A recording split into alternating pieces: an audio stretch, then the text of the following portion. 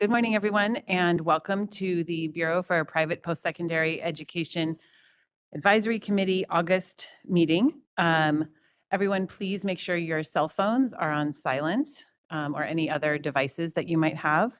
I will ask all advisory committee members and speakers to announce themselves by name before speaking for clarity of the official record. For members present in the room, please remember to turn your microphone on when you would like to speak. There's a green light when it's on, I just learned. And please turn it off when you are finished speaking. Members participating remotely are able to unmute themselves to speak during the meeting.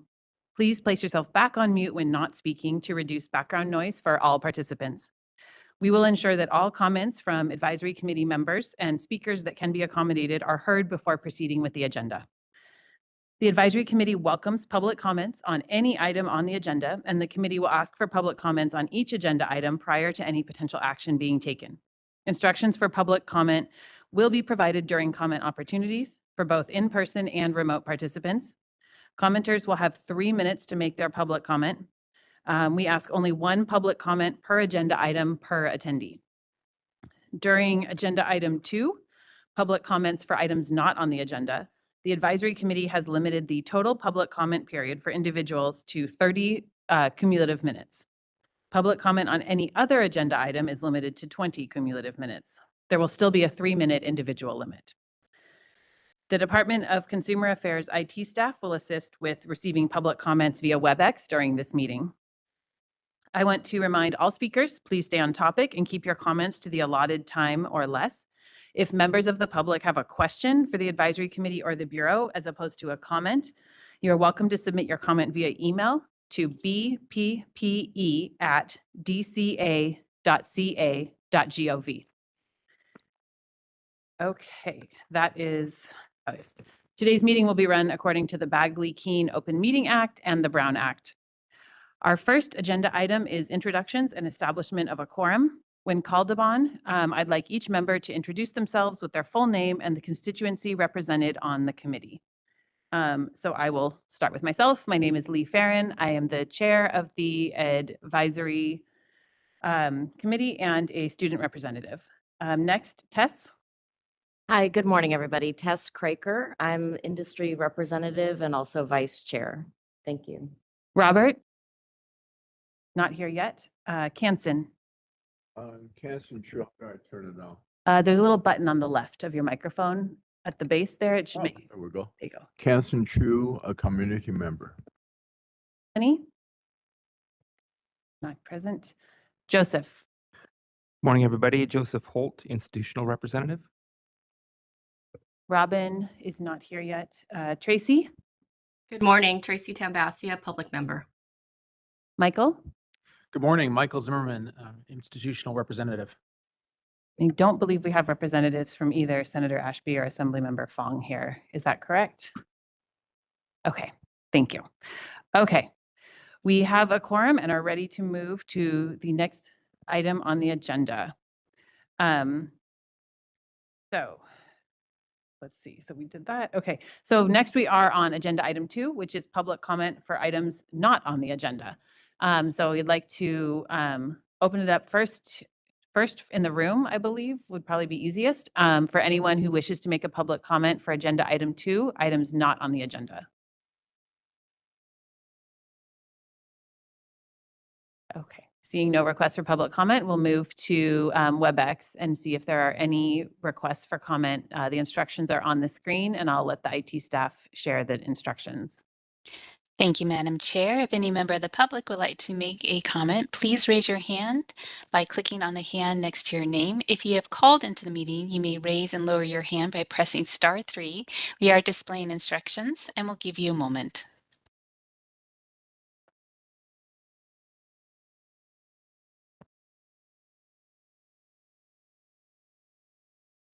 This is the moderator. I see no requests for public comment at this time. I return the floor back to you. Thank you. Okay, we will move on to agenda item 3, which is review and approval of the May 28th, 2025 Advisory Committee meeting minutes.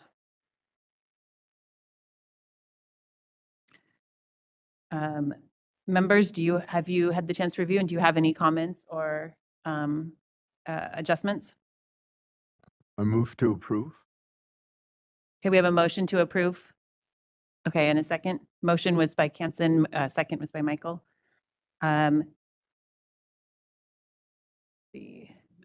Let's move to public comment for agenda item 3, the review and approval of the May Advisory Committee meeting minutes. Anyone in the room like to make a comment on agenda item number 3? Okay. Moving to WebEx, seeing no requests here, moving to WebEx for public comment for agenda Thank item number 3. Thank you, sorry. Thank you, Madam Chair. If any member of the public would like to comment on agenda item 3, please raise your hand. If you've logged into the meeting, you would click on the hand icon next to your name. And if you've called in, just press *3. We are displaying instructions and we'll give you a moment.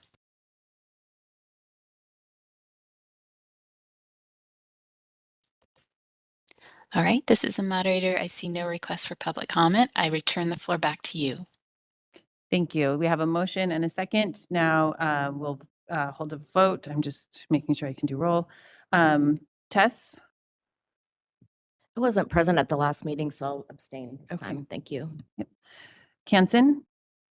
Yep. Aye. Joseph? Likewise, I wasn't present, abstain. Tracy? Yes. Okay, and Michael? Aye. Okay, and myself, Lee, aye. Okay.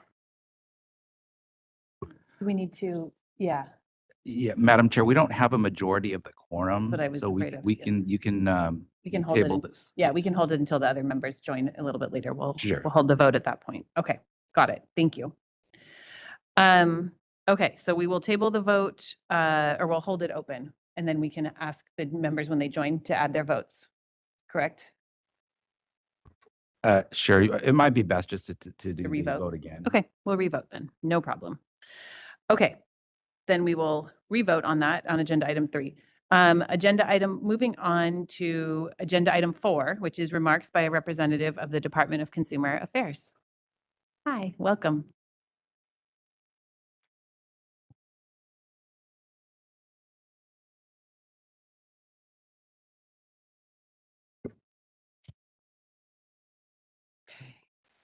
Can everyone hear me okay? All right, perfect. Good morning. My name is Judy Bucciarelli from the Department of Consumer Affairs Board and Bureau Relations, and I'd like to thank you for the opportunity to join your meeting today. I have a brief update this morning, and I'll start with an update on the governor's reorganization plan.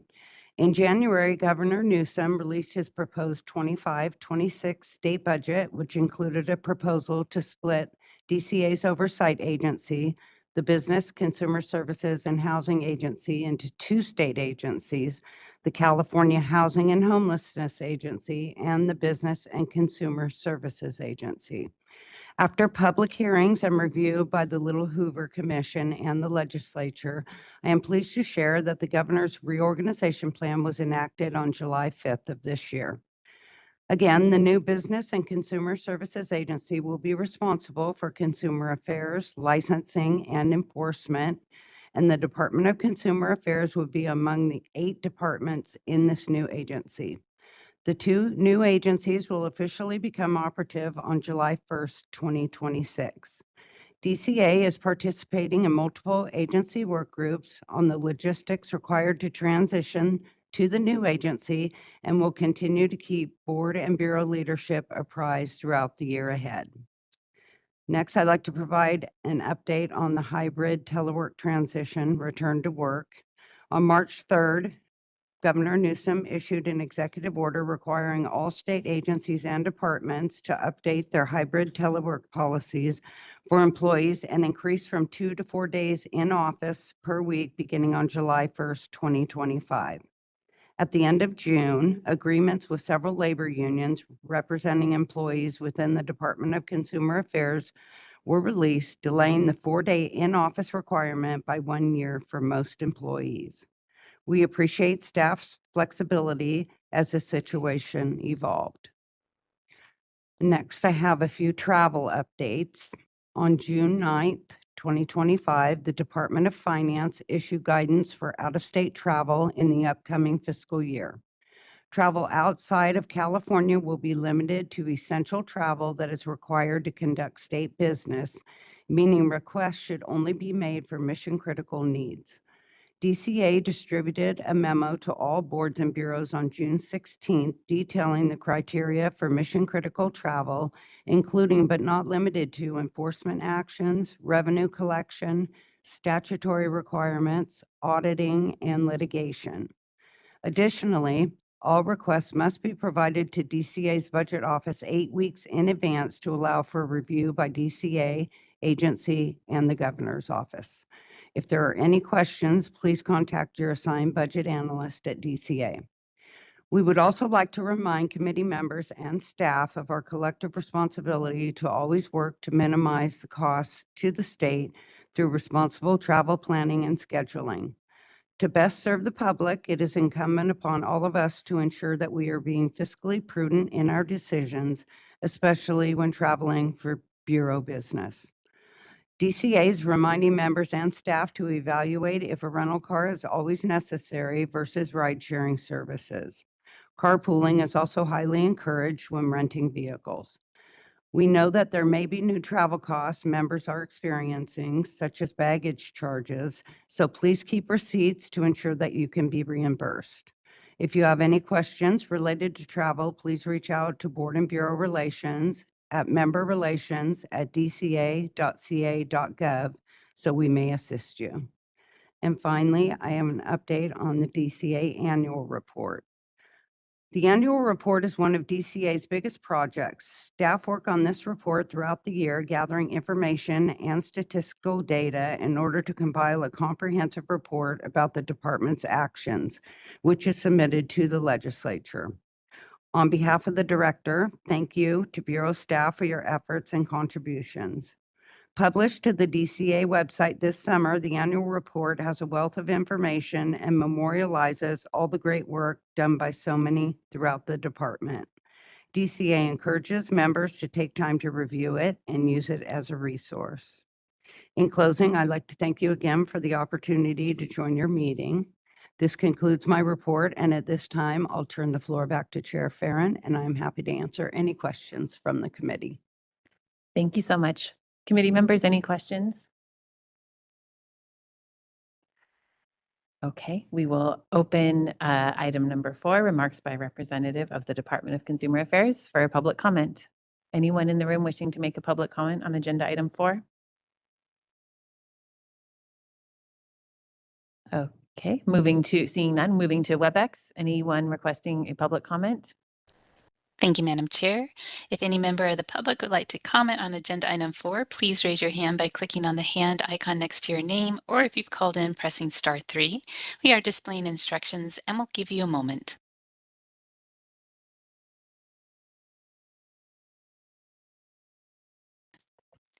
All right, I see no raised hands. Madam Chair, I return the floor back to you. Thank you, and thank you so much for your time today. You're welcome. Appreciate it. Okay, we are moving on to agenda item 5. We will take, as usual, we will take these letter by letter, and we will offer an opportunity for public comment after each letter for clarity. So first, we will start with item 5A, an update on the IT system project.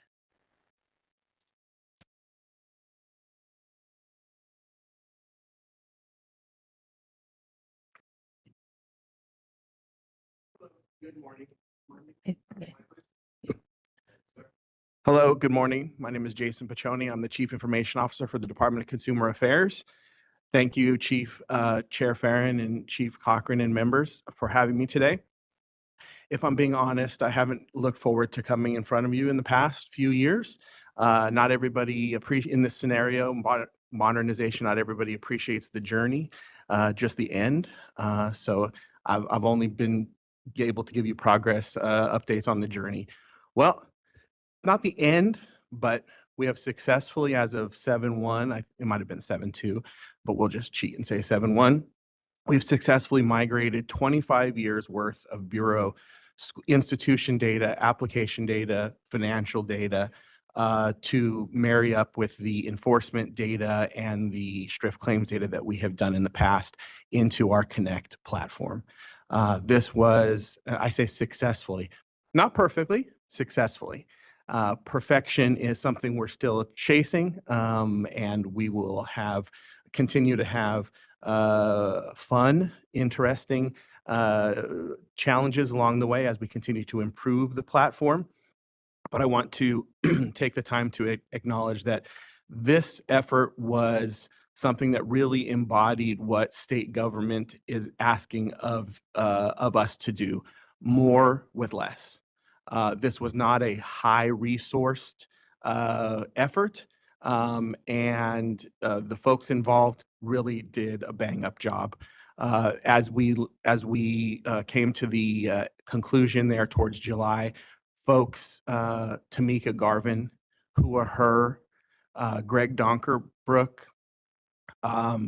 Richie Barnard, Sean McClary, Mike Trin, Lucy Castillo, Reyes, Jennifer, JJ Juarez, and I'm sure I left some people out. I apologize. My memory is not as good as I'm getting older, as well as Bureau leadership really stepped in and did the job. I will call out also DCA staff Brian Leggett, who was a rock during this as well and will continue to be for the Bureau to provide that support. The internal operations that we migrated will be reflected more and more to the to the institution population in the coming months. The initial digital communications, email communications will be received by the institutions regarding their annual fee and STRIF quarterly as they are created on a monthly and quarterly basis currently, and those will be sent. So that's kind of the initial salvo to where the institution population will see the Connect platform, in addition to the online application that's been online for several years. And the next, as we enter into what we call stabilization, and I want to bring up stabilization because we migrated 25 years worth of stuff into a new platform. It's a big deal. And so stabilization will take place for quite a while, where we find stuff that we need to improve, we find stuff that we need to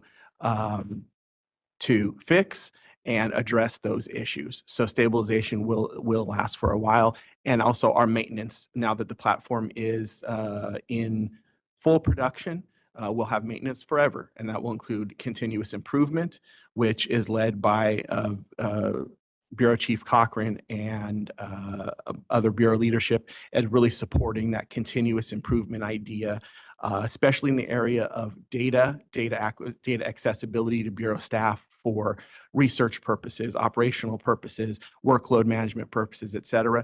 And we have the initial go of this in July introduced some of that data accessibility, this much. For those on your screen, my fingers were close together, not too far apart yet, but we're expanding that.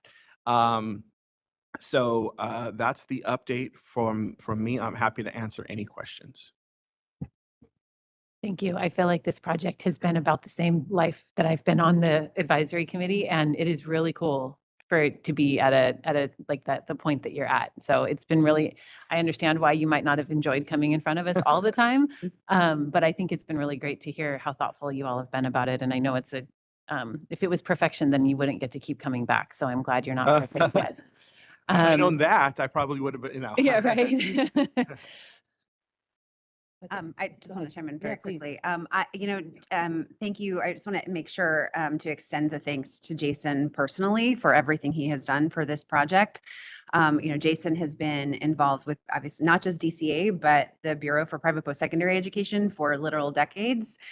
He, is it fair to say, created SAIL, our existing system. So he knows it like literally nobody else. And there's nobody else who personally could have been as instrumental to transitioning us to the new generation that we need of data systems. And without his personal involvement and leadership, this would not have happened. He used the word fun. I think I detected a slight tinge of sarcasm on this. if I had to sum it up with one word, it would probably be terrifying. And I think that anyone who's been through a system transition like this could probably relate to that word. But we got through it with him, with the whole team. He did mention several staff. I just want to give a particular shout out for the members that we do have several of those staff in the audience today. And I'm looking at Tamika and Lucy in the back, as well as Manila, my deputy over admin and licensing, Yvette, our admin chief. So several folks who have been involved in this last minute push are here. And so if folks have a moment to thank them, I'm sure that would be a lovely thing to do. So just thank you again, specifically to Jason. We're working our way through it, but the sunrise is there. We're seeing the light, and it's exciting. That's great. Any other comments from committee members? Yeah, I have a couple comments. First, I would recommend that maybe we send a balloon bouquet to Margaret Ryder, longtime PPP advisory committee member. Yeah, if she were here, she would dance a jig, I'm sure. She pushed harder than anybody I'm aware of for many, many years for this project. So congratulations on completing that. And echoing what the Chief Cochran said, thank you for all the staff. Particularly, I have a lot of leadership that transitioned in the midst of an IT transition, and having had experience with that, it's really difficult because the scope creep and like somebody that the last leader wanted, now the new leader has a different view of that. So congratulations on navigating that. One sort of serious question, maybe in combination for the chief and for the IT department, is what mechanisms are in place for stakeholder feedback from end users of the system? So I know you've had a lot of leadership involvement of the scores of staff members that work with the system every day. What feedback mechanisms have you implemented to determine satisfaction and the continuous improvement roadmap that you have going forward? I could start that. Thank you, Member Holt. So from an internal operational perspective, the stabilization, we're currently, I reference stabilization. So that in and of itself is a very automatic and implicit feedback loop because we're dealing with operational challenges on a weekly basis, right? The migration of 25 years of data, we whittled it to an oval peg that we still have to work in a circle hole, right? So that feedback loop is happening more than probably some of the staff would want to speak to me, I think, on a frequent basis. So that is going on now. As we turn, the external stakeholder population is a different kind of feedback loop.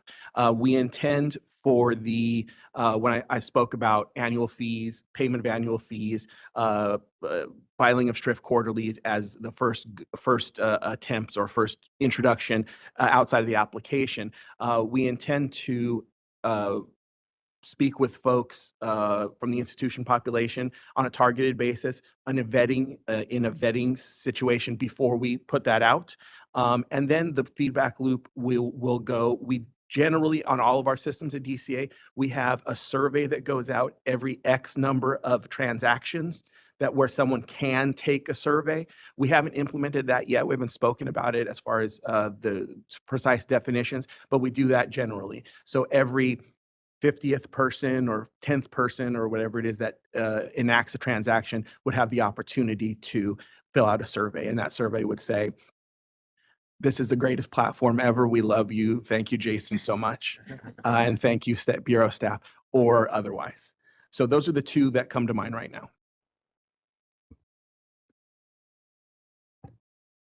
Any other questions or comments from the committee? Okay, we will open up item 5A for public comment. Anyone in the room wishing to make a public comment? Including further praise for Jason. All right, here, seeing no requests, we can move to the WebEx public comment. Thank you, Madam Chair. If any member of the public would like to comment on agenda item 5A, please raise your hand by clicking on the hand icon next to your name, or if you've called in, pressing *3. We are displaying instructions and we'll give you a moment.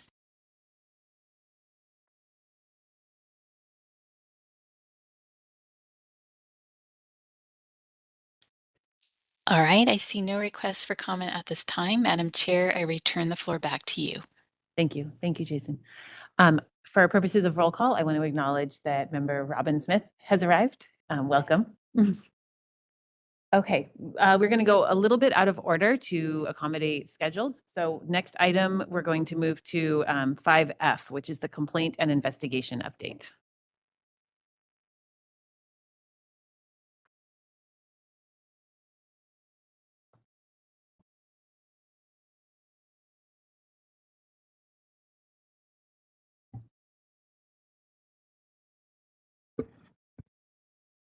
Good morning, and thank you for your flexibility. Good morning, Chair Farron and members of the committee. I want to start with to start off, my name is Daniel Rangel. I'm the chief over the investigations unit here with the Bureau. I will start off with a brief update on staffing for the unit. As reported at the last ACM, one of our analysts had departed for another state agency for a promotional opportunity. I'm pleased to report that we have successfully completed the recruitment process, and our new analyst, Tara, has recently joined our team, so welcome to Tara. The next slide, I don't see the slides on, so the first slide is the complaints received. During the first half of this fiscal year, we received 288 complaints in Q1 and 265 in Q2. The decline in complaint volume persisted through the second half, with Q3 and Q4 registering 261 and 225 complaints respectively. Next slide, please. The next slide is the complaints received. The percentage distribution across each category in fiscal year 24-25 has remained largely stable from Q1 to Q4. Fiscal year 24-25 saw a total of 1,039 received complaints, marking a rise of over 100 from 903 complaints in fiscal year 23-24. Next slide, please. Between fiscal year 2022-23 and 2024-25, our investigative operations demonstrated consistent growth.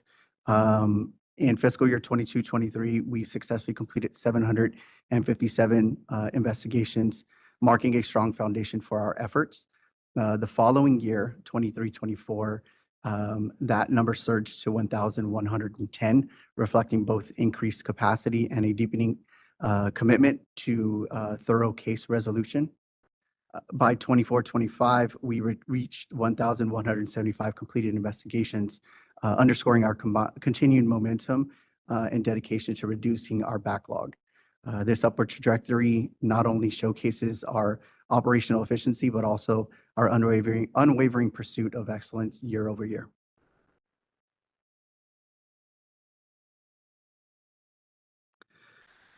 The next slide is, this shows the breakdown. This breakdown shows the number of days it takes to close investigations, excluding those closed at intake. The most common closure timeframe are within 0 to 90 days and 1 to 2 years, with 219 and 216 cases closed in each range respectively. Next slide, please. This slide illustrates the volume of complaints. All right, let me get there.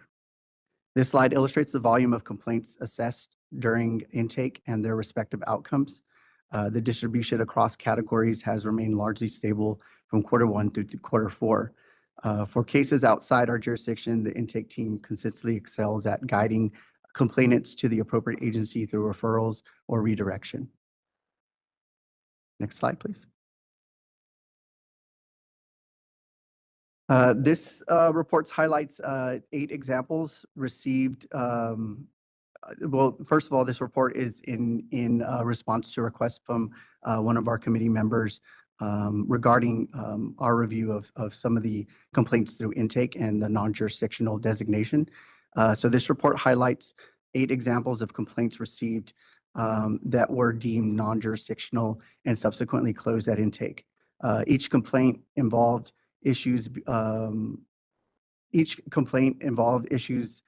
beyond the authority of the Bureau and was either redirected or closed based on jurisdictional limitations.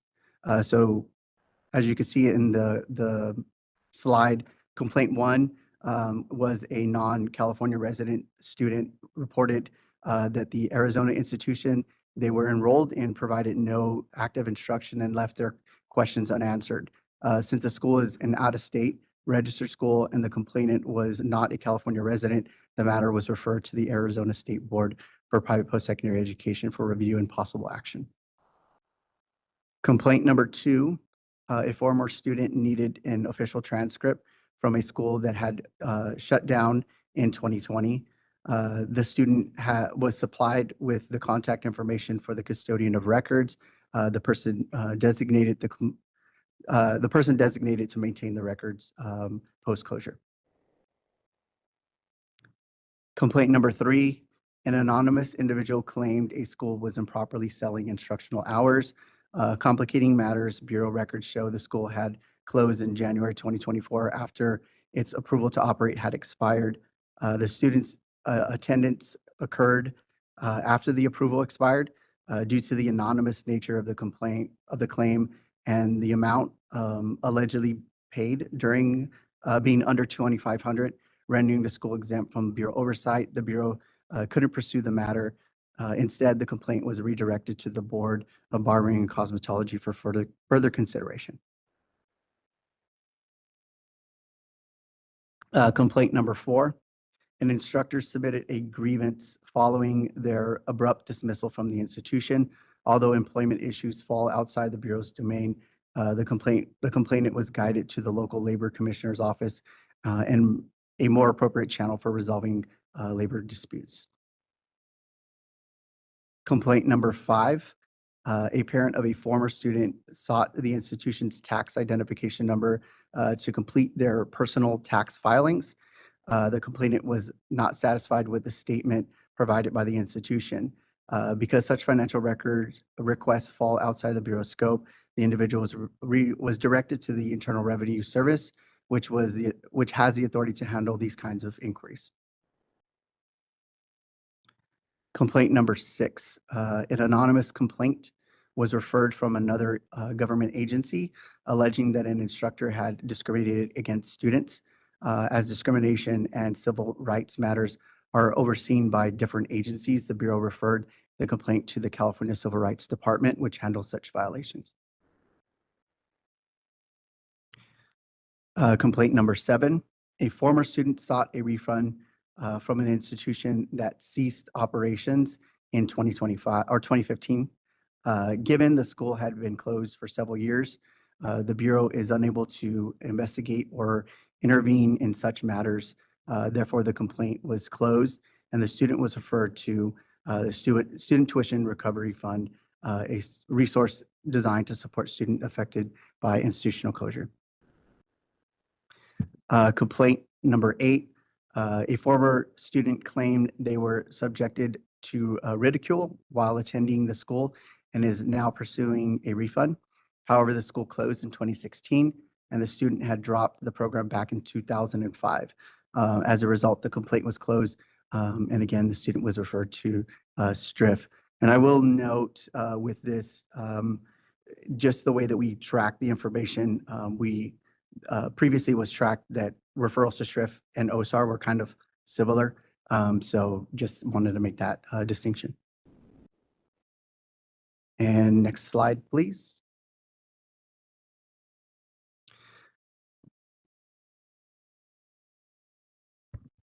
Can somebody close the printer logic window so we can see the slide? Thank you. Oh, can I say I can't see that. Thank you. No, that's better.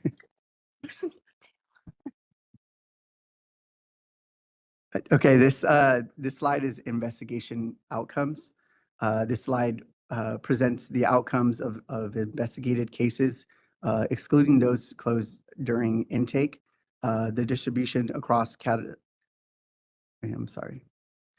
distribution across categories has remained largely stable from Q1 to Q4. Next slide, please.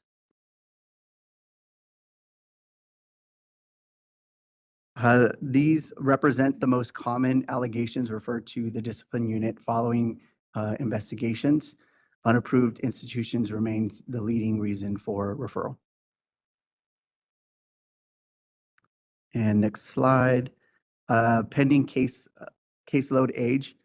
This summary highlights the age distribution of our pending caseload. Over the last 2 quarters of the fiscal year, we made a concerted effort to resolve our oldest cases, and the results show meaningful progress. At the end of Q2, we had 221 cases, 221 pending cases that were over 1 year old.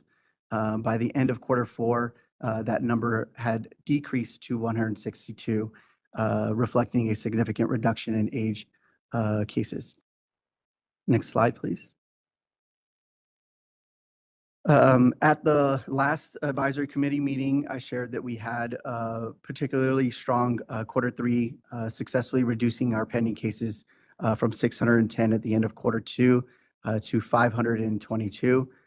Even more encouraging, by the close of Q4, we brought that number down further to 482, marking continued progress and momentum. And that is it. In closing, I would like to take a moment, as always, to thank my team. Your hard work, dedication, and perseverance has not only driven our success, they've inspired me daily, whether it's pushing through challenges, going the extra mile, or simply showing up with a growth mindset. Your commitment has never gone unnoticed. So thank you. And I will turn it back over to the committee with any questions. Thank you, Daniel. Appreciate it. Committee members, any comments or questions? Go ahead. Okay. Yeah. Hi, thank you so much for your report. I really appreciate it. I'm the one who asked for the breakdown about the complaint, the non-jurisdictional complaints. So I want to thank you for this really, really helpful information. I have a couple of questions about that slide. Sure. The number 7 and 8, one was a refund request from a closed school and one was the refund request for someone who dropped out. And they say they were referred to STRIF. Are they referred also to the OSAR, Office of Yes. Student? Okay, good. Yes. And the reason I ask is I'm just concerned that those students may have other rights outside of STRIF, including federal loan discharges. So just want to make sure that they're referred to somewhere that they can get additional information on those options if they apply. So thank you. That's great. Absolutely. Anyone else with comments or questions? Yeah. Go ahead. I also appreciate the data and the level of detail. One small suggestion on the pages, I think 46 and 48, the graphs that show by month the complaints received and closed. Those graphs do a nice job monthly with the numbers, and you spoke to the fiscal year totals. As a suggestion, if we could maybe include the fiscal year totals on the graph itself, that would help trend out the numbers and so forth. Yeah, that would be helpful for me as well to Okay. reflect that more easily. A fellow data geek, right? Thank you. Actually- This is Tess, by the way. We're supposed to say our name before we Yeah. speak. It's hard. We say it and then we always forget. I actually had a question about that complaints closed slide too. I'm just curious because it seems like the numbers fluctuate by 50 up to 50 each month. Is that staffing related or is that just sort of workload flow? Yeah, it's really like the ebbs and flows of Okay. investigations. And sometimes they're processed more quickly. Other times there's more to it. And it's not just the investigative part of it, but also the review of the investigations with their managers. And a lot of that is where we conduct our training. It's learning by those experiences. And so, yeah, sometimes it could take a little longer than usual, and we're facing things that staff person might have not encountered before. Whereas other times they know exactly what to do during that course of that investigation. It's a lot more efficient. So I think we're going to continue to become more efficient as the knowledge base grows and hopefully less ebbs and more flow. So. That's fair. It was just such an interesting, the 24, 25 graph has such almost consistent ebbs and flows like that. And so it was just interesting that ended up being sort of coincidental. I also just want to compliment you on the pending caseload count. I know that's been a point, and as well as the age of cases. And I know that since you started, that's been a real point of that you've been trying to address. And it's cool to see the data actually following through on that. So congrats on that data. Any other comments? Go ahead. Hi, Daniel. Again, congratulations on the forward progress. Appreciate your leadership of that group over these last years. I have a question regarding non-jurisdictional. The really substantially all of the growth in complaints year over year are in that category, and appreciate the examples of them. It's very much like a potpourri grab bag of very different things. I'm curious, in that substantial increase, have you observed a mode? Is there any common area of the non-jurisdictional complaints that have increased over the last year, or is it still hyper diverse like that? I was looking into that recently because I was curious as well, and I have not been able to kind of identify a trend or commonality, with the exception of the group that I reported on at the end of last year that kind of filed a bunch of complaints Oh. together. But other than that, it's been pretty diverse types of complaints. And there hasn't been a change in disposition. That isn't, you haven't started using non-jurisdictional definitionally in a way that you hadn't in past. No, Okay. no, that has not changed. Okay, thank you. One more question. So I have one more question. So thank you again. This is Robin Smith. I'm curious about there's a large group, almost half on the fiscal year 2024-25 that is no confirmed violation, insufficient evidence. And I'm just wondering if in the future we could get more information on what does it mean insufficient evidence? What do you deem insufficient evidence? Is the student's word about what happened insufficient? Do you need documentation? It's kind of a very vague question, so it may not be easy to answer, but I'm wondering if we can get a little more information about that in the future. That would be really helpful to better understand sort of what that category is. Yes, definitely can provide that. That'd be great. Thank you.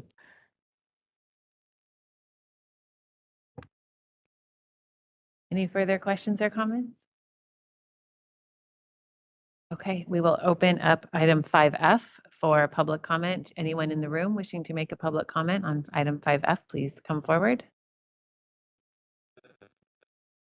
Okay, then we will move to WebEx. Thank you, Madam Chair. If any member of the public would like to comment on agenda item 5F, please raise your hand. You may click on the hand icon next to your name, or press *3 if you've called in. We are displaying instructions and we'll give you a moment.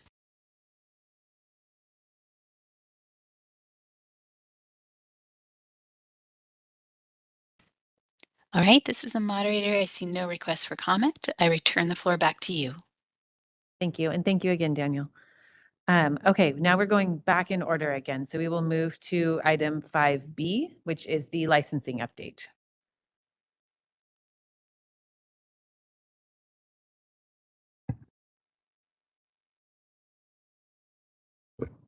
Good morning. Good morning, committee members. My name is Manila Vongmeni, and I serve as the Deputy Bureau Chief over Licensing and Administration. I'm here to present the licensing updates today. Over the past quarter, the licensing team has been extremely active, balancing competing priorities while navigating changes and continuing to carry out our mission. A huge priority has been our office transition from the sales system to Connect that Jason had talked about earlier.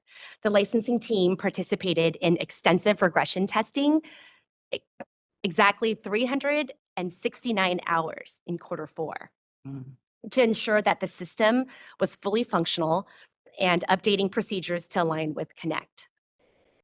We also had 2 of our analysts temporarily redirected to support the Connect team full-time in preparation for the June 30th, July 1 launch. We've also experienced staffing changes at multiple levels. Greg Donkerbook, our former licensing chief, has accepted a new position with another state agency. So I am actively backfilling that position, and in the meantime, I will be representing licensing. We've onboarded 2 new analysts while also seeing some departures, including managers. Despite these shifts, I've worked closely with all levels of the licensing team and over the past 2 weeks, and I can confidently say that they remain deeply committed to licensing quality institutions and protecting students. As always, I welcome input from the committee on items you'd like to see included in future licensing reports. Next slide. This slide summarizes our pending applications for Q4, year to date, and total pending by type at the closure of the fiscal year. The Bureau continues to receive steady flow of applications across all categories. The largest volume came from institutions requesting approval changes and from those filing for verification of exemption. By the end of the fiscal year, we had processed nearly 300 exemption verifications and more than 200 changes requests. Slide 3. This slide shows our processing timeframes by application type. To clarify, the average days to complete includes all adjudication outcome, not just approval, but denials and withdrawn. The average days to approve full applications increased a bit this quarter and year to date. We are working to address these challenges on several fronts, most notably with Connect Now Live. We hope to intake, review, and communicate with applicants more effectively. Early data shows that applications processed in Connect were approved on average 130 days faster than paper submissions. And as more application types move online, we expect timeframes across the board to continue improving. We remain committed to thorough reviews that protect students and maintain institutional qualities. We've made additional improvements internally. In July, we've streamlined our business process to focus resources where they matter most. Our QC process now targets area with the highest number of deficiencies, which makes reviews faster and more meaningful. Similarly, our management process has been streamlined to reduce unnecessary check-ins for lower risk applications. We've also established internal service level agreements to ensure both staff and stakeholders receive timely feedback so that applicants won't be left waiting for long stretches without communication from us. Slide 4.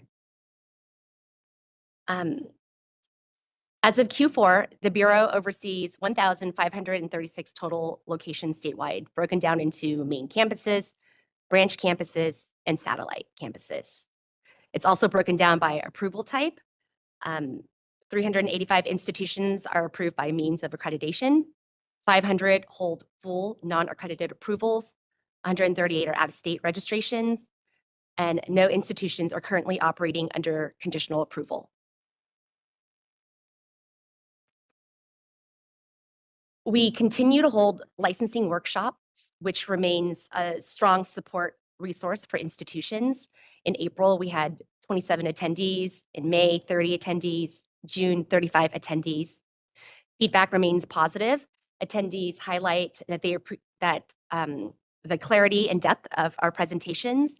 They appreciate the practical tips for avoiding common mistakes and appreciate real-world examples and direct interaction with Bureau staff. These workshops not only improve application quality, but also strengthen relationship between the institution and the Bureau.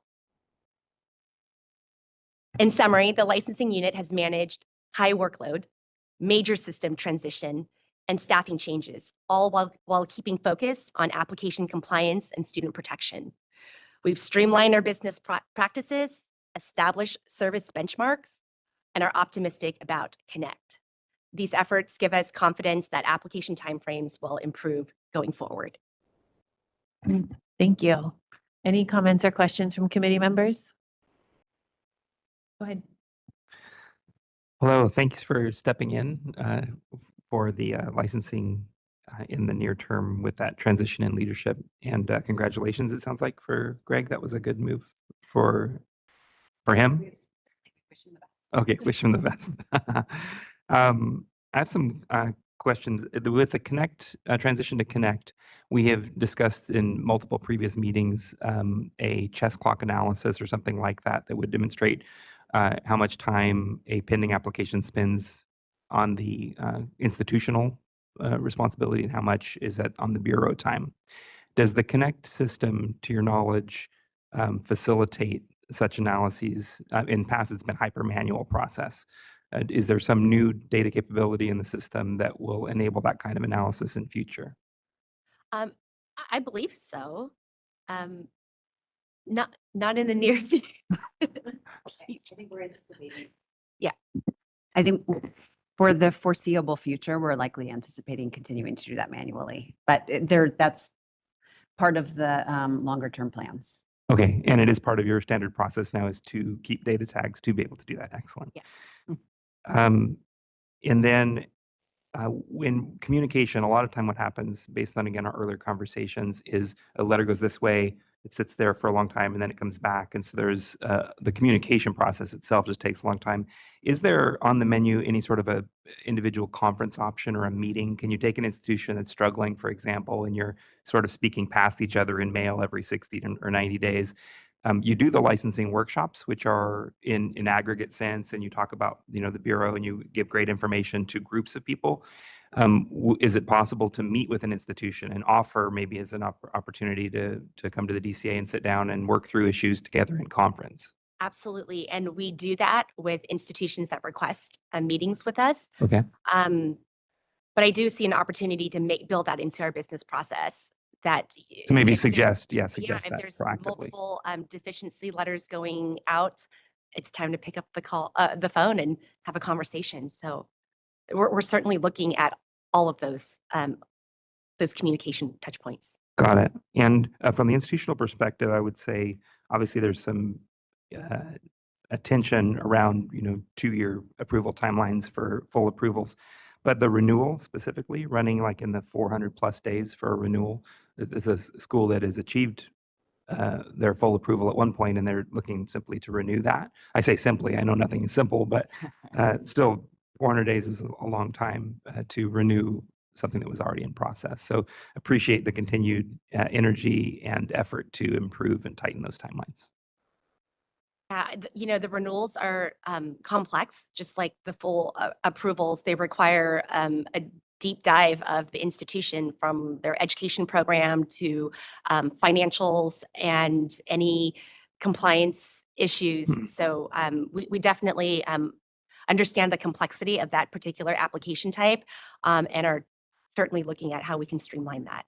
And so the difference between accredited by means of approval or approved by means of accreditation, initial applications versus renewals, you're saying the scope of work for renewal of a full approval is the same or similar as the initial approval? The scopes. The scope of work for a renewal, is it substantially different than the initial approval for a full approval, or is a renewal as much work as the first time you ever approved the institution? It is both. If there are changes in renewals, we will certainly do a deep dive and review everything. If there aren't any changes, there's opportunities to streamline that. We can certainly process that a little bit faster, but we're still required to look through all of the institution's infrastructure and information to make sure that they still are meeting the minimum operating standards. Understood. Thank you. Other questions, comments from committee members?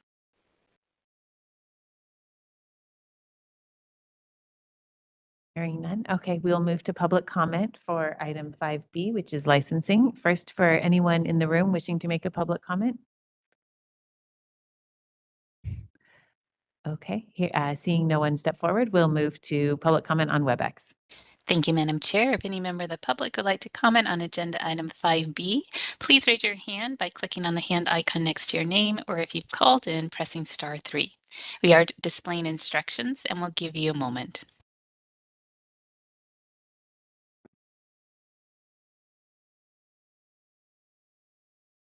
All right, this is the moderator. I see no request for comment. I return the floor back to you. Thank you, and thank you for the report. We will move on to item 5C, which is the quality of education update.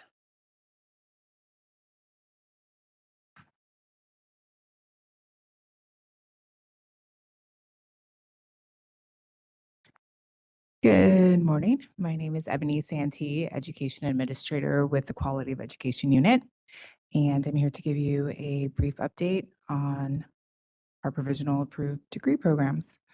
Our first slide will show a few minor changes. Ebony, I'm really sorry. Can you speak up just a little bit? Can you It's hear a lit- me? Yeah, it's a little that bit better better? now. Thank you.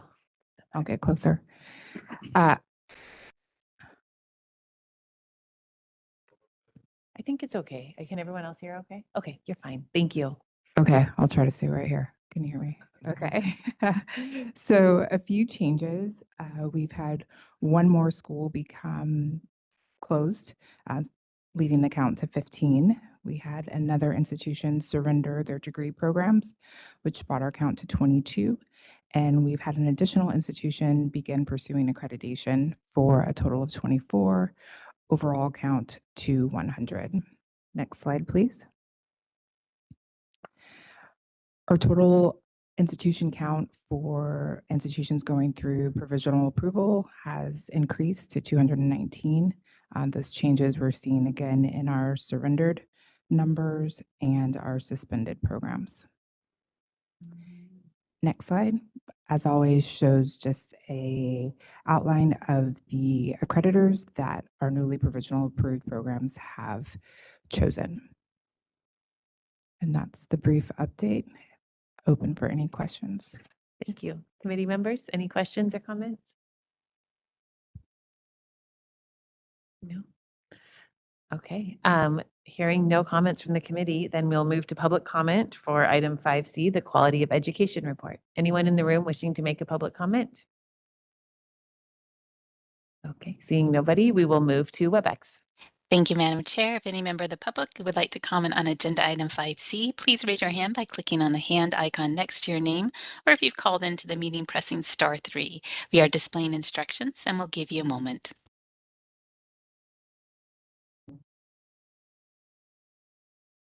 All right, I see no requests for comment at this time. I return the floor back to you.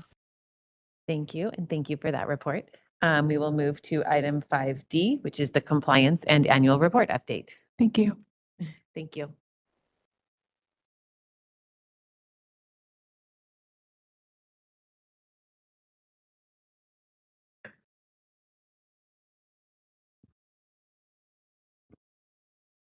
Is it on? All right. Good morning, committee members. My name is Eric Cassada. I'm the compliance chief, and it's a pleasure to be here with you today to provide the update for the compliance and annual report units. First, I'll begin with the compliance unit. As it relates to staffing, the compliance unit remains fully staffed. Next slide, please.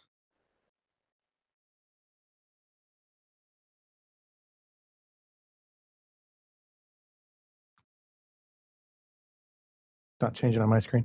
The compliance unit increased the number of inspections in Q4 from Q3 by 4 inspections for a total of 120 inspections.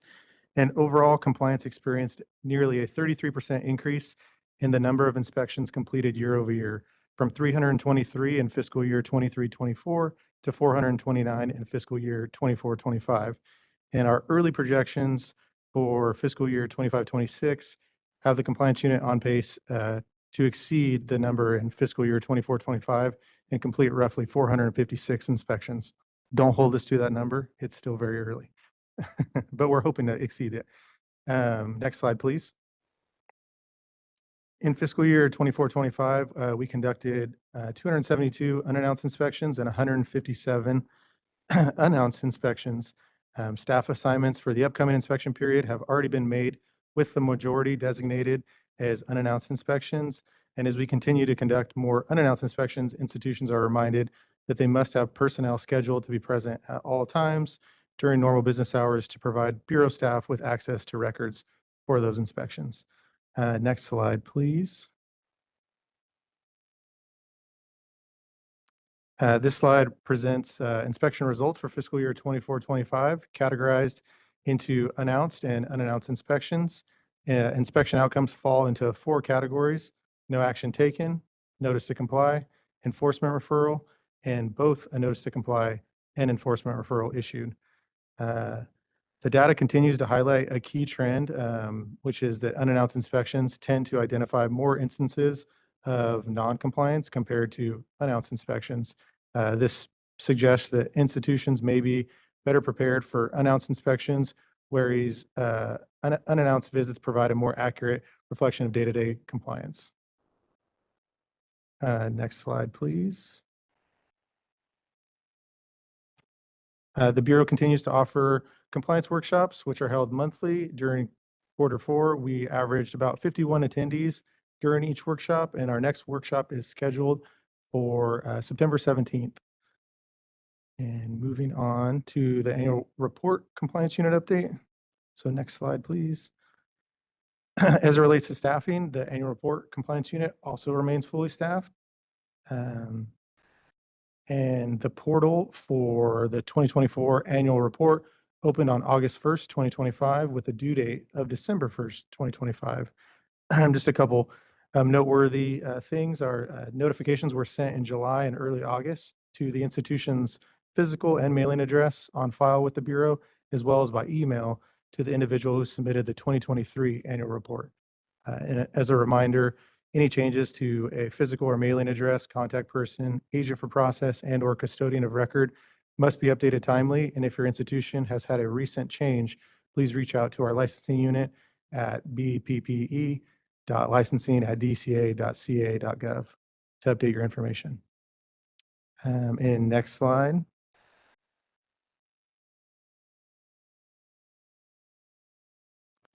Just as a general reminder, the 2024 annual report includes the same two components that were a part of prior annual reports, which are a submission of institution data and documents via the annual report portal, as well as a submission of financial statements by mail. And next slide, please. The Bureau continues to offer school performance fact sheet workshops to help institutions understand and comply with relevant laws and regulations. These interactive sessions provide valuable information, and we strongly encourage all institutions to participate. And during Q4, we averaged about 31 attendees during each of these workshops. And the next workshop is scheduled for August 29th, so here in a couple days, and institutions may register online at the Bureau's website. And lastly, I just want to take a moment to acknowledge the excellent work of the compliance and annual report units. Their commitment and thoroughness continue to play a key role in advancing our efforts. And are there any questions from the committee? Committee members, question, go ahead. I just had a question about the pie charts with the inspection results. It's somewhat of a two-part question. Do those percentages represent the outcome of day of inspection? And the second part would be, how often does an institution appeal or contest? I'm just curious how often that occurs, if these percentages are pre or post whatever process may or may not occur. Those would be pre any appeal. So it's immediately post our inspection. Right, okay. That's that data there. Do you have data on how many institutions do appeal? I'm not sure what the language is, appeal or contest, and of those, how many are successfully appealed? Maybe a view of that data, and does that skew these numbers, or is it staying pretty consistent? I personally, our units don't monitor that. It would be a better question for the discipline unit to kind of see what ultimately gets appealed as our enforcement referral gets sent over to discipline and it kind of goes through the process. And that would be reflective in those numbers over there. Perfect. Thank you. Go ahead, Joseph. Real quick, just wanted to congratulate you on increasing again annually and more substantially this year, of course, the number of inspections. That's good work and helpful for protecting students and also helpful for institutions ultimately to help schools come into compliance, particularly over minutiae or technical matters. It's good to have that connection with the Bureau. Thank you.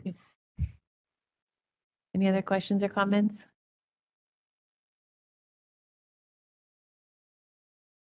Okay, we will move to public comment then for item 5D, compliance and annual report update.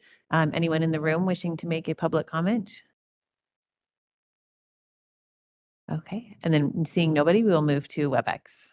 Thank you, Madam Chair. If any member of the public would like to comment on agenda item 5D, please raise your hand by clicking on the hand icon next to your name, or if you've called into the meeting, pressing *3.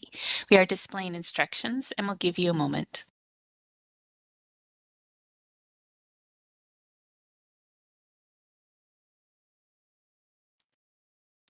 All right, I see no requests for comment. Madam Chair, I return the floor back to you. Thank you. Thank you, Eric. Thank Appreciate you. it. Mhm. We will move on to item 5E, the discipline update.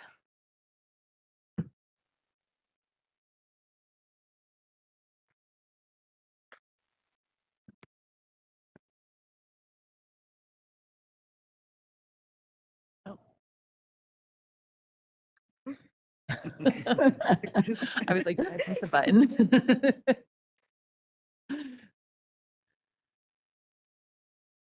For those of you virtually, a screen just came down in the middle of the room and we didn't know why. That's why we had that interlude. Okay, go ahead. Good morning, committee members. I'm Renee Walters. I'm the Discipline Unit Manager. I appreciate the opportunity to be here today, and this morning I'll be providing the Discipline Unit update for the fourth quarter. To start, I'll begin with the staff update. I'm pleased to report that the Discipline Unit remains fully staffed.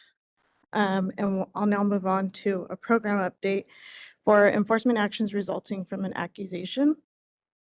During the fourth quarter, the Bureau took one enforcement action resulting from an accusation filed against an approved institution. Accusations detail the grounds for disciplinary action based on violations of the Bureau's laws and regulations. The action that was taken in the fourth quarter includes one default revocation, which occurred as a result of an institution not responding to a formal accusation filed by the Bureau. Next slide. During the fourth quarter, the Bureau did not have any enforcement actions resulting from a statement of issues. Next slide. In the fourth quarter, the Bureau did not issue any emergency decisions or automatic suspensions. And as of June 30th, 2025, the Bureau has 32 cases awaiting action at the Attorney General's office. Of these cases, 25 have been filed, are publicly available, and are currently pending adjudication. Next slide. Moving on to citations, the Bureau issued 84 citations in the fourth quarter, and we completed the fiscal year with 327 citations issued, exceeding the number of citations issued in the prior 3 fiscal years. The data further indicates that several institutions have been cited multiple times, with a total of 325 citations issued to 304 institutions. Next slide. Information on disciplinary actions taken by the Bureau is available on the Bureau's website. In closing, I'd like to take a moment to recognize and sincerely thank the Discipline Unit staff for their continued dedication and hard work throughout the fourth quarter. And that concludes my presentation. I would be happy to answer any questions. Thank you. Committee member, go ahead. I'm sorry, before we open it up, I think Elizabeth Elias, our Deputy Bureau Chief over Enforcement, is coming up to answer some of the questions you asked regarding compliance I inspections. was going to say I'm sure you have a question ready, Tess. Anyway, go ahead, committee members, if you have any. Good morning, members of the committee. I did want to speak on the question that was posed to Eric during the compliance section about do we have data on how many institutions submit an appeal for the outcome from the compliance inspection. So through the compliance inspection, institutions may be issued a notice to comply, which allows the institution 30 days to resolve the minor violations found. In the time that I've been with the Bureau, we have not had an institution submit a notice of disagreement, which is an appeal for a notice to comply. However, we have had institutions who have not complied with the notice to comply, and therefore a referral has been sent over to discipline. For the institutions who have enforcement referrals sent over, those are for more material violations that have been found during the inspection process. Once those are sent over, we issue the citations, which Renee just gave us the data on, I believe it was 327 citations. After the citation process, an institution may request an informal conference and or a request for an administrative hearing.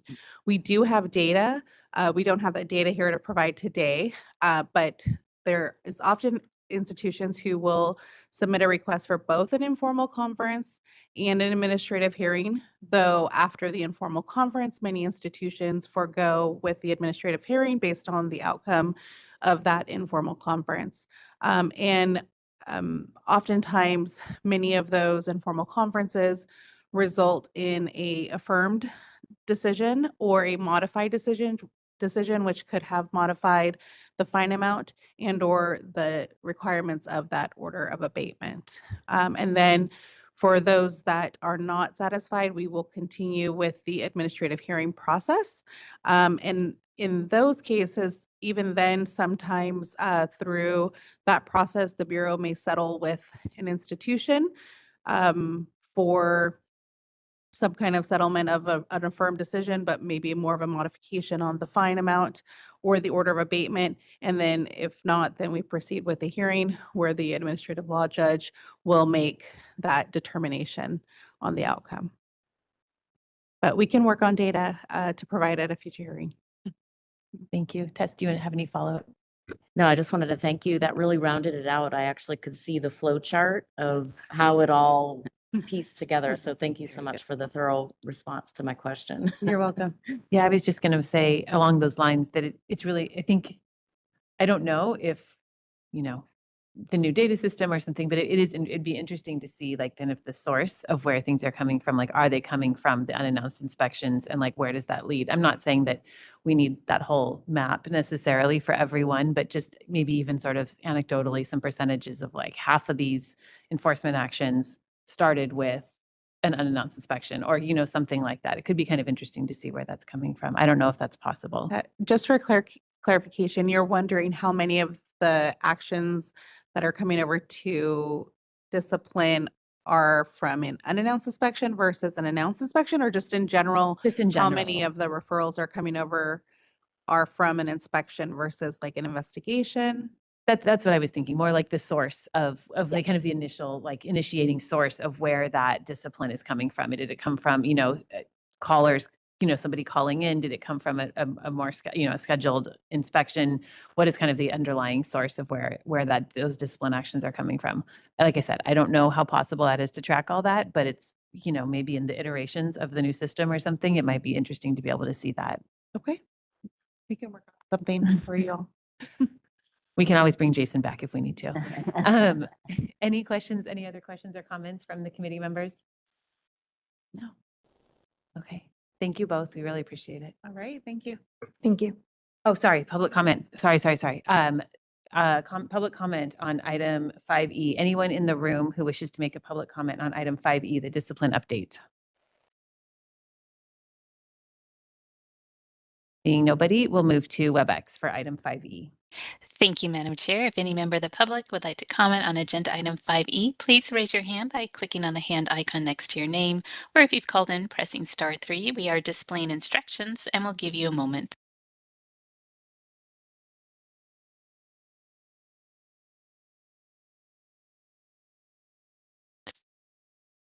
All right, I see no requests for comment. I return the floor back to you.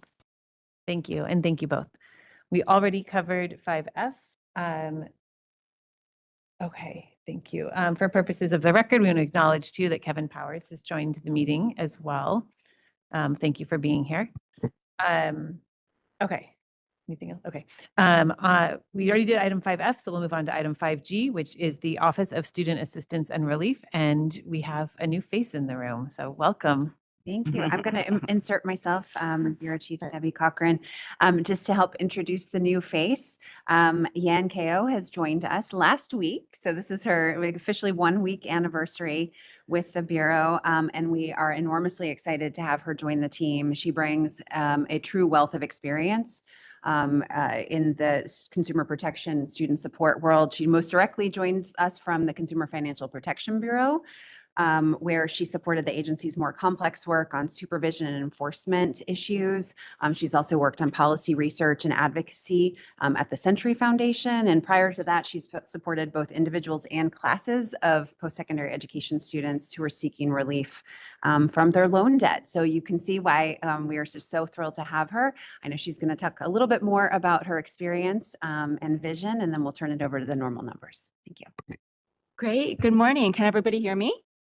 Okay, and thank you, Debbie, for that great introduction. Thank you, members of the advisory committee, for traveling to be here, and for those joining on WebEx. I like to think that you all traveled to congratulate me on my 1-week anniversary. And I'll keep my remarks brief because my manager, Brian Vestier, has the real meaty parts of the presentation.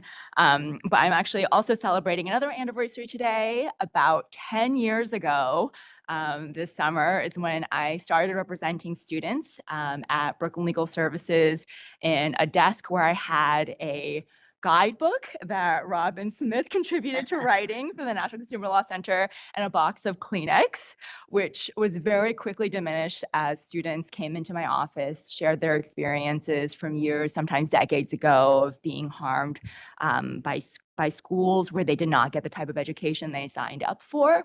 And at the time, I was there serving in a fellowship that was designed to address an unmet need.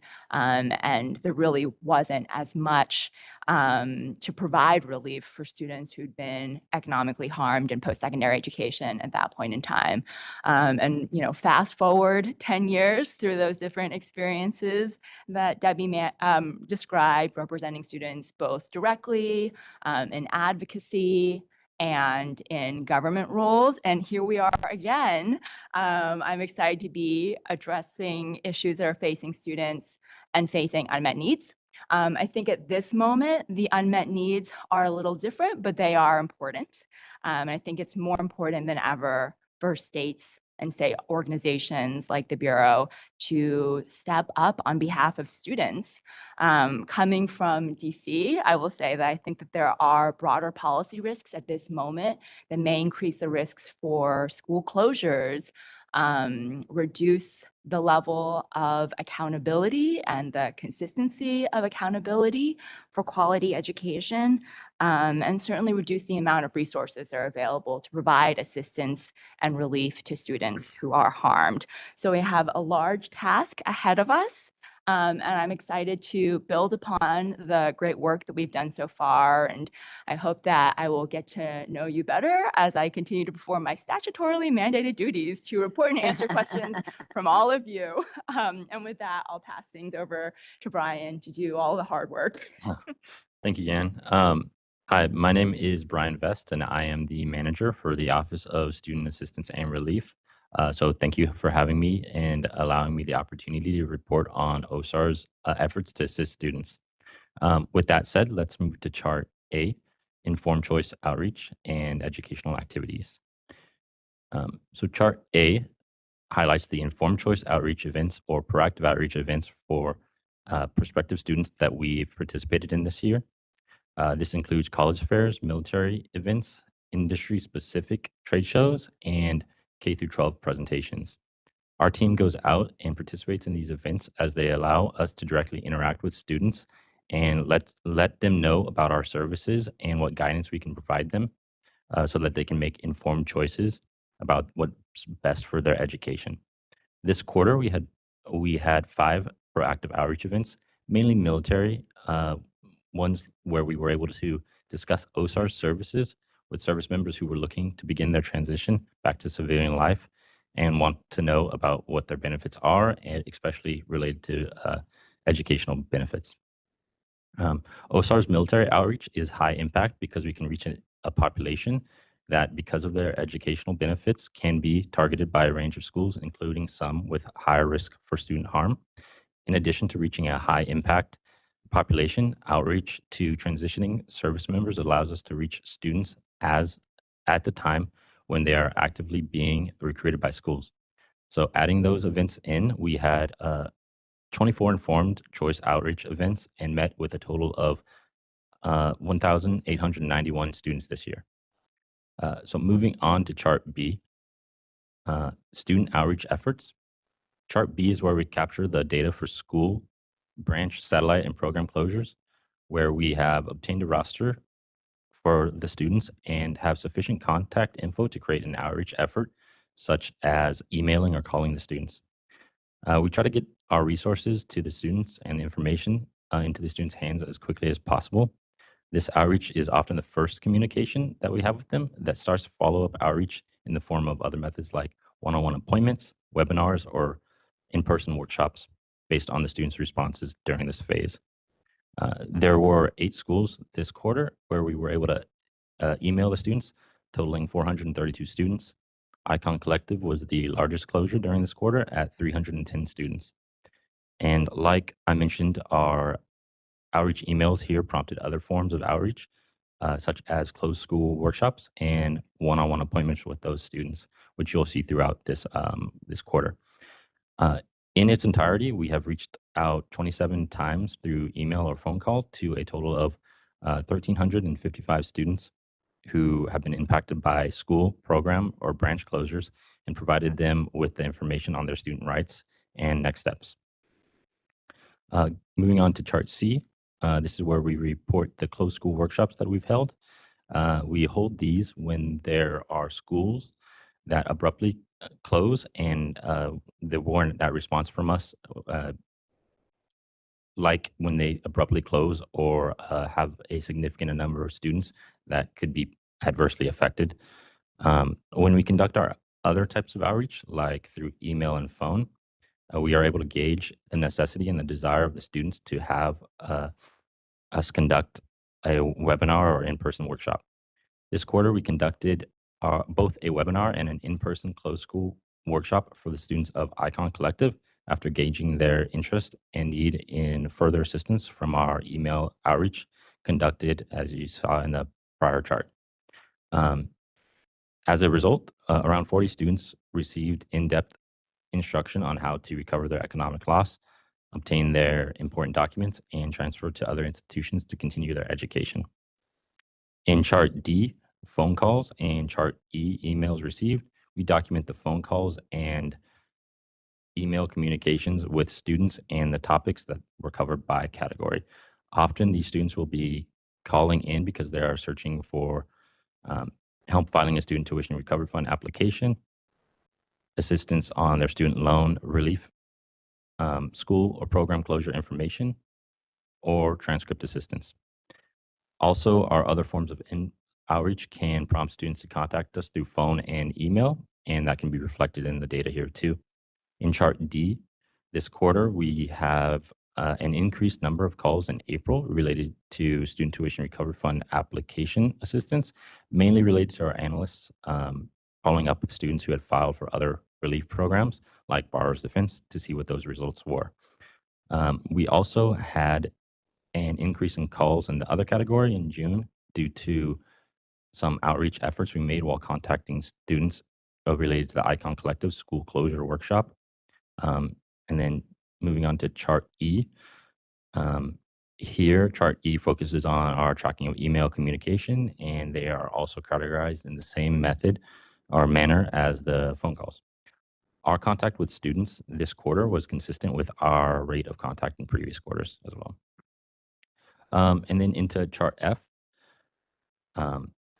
Chart F is the student appointments conducted, and in addition to other types of outreach that we do, if students prefer to meet in a one-on-one setting with one of our staff, they can request an appointment.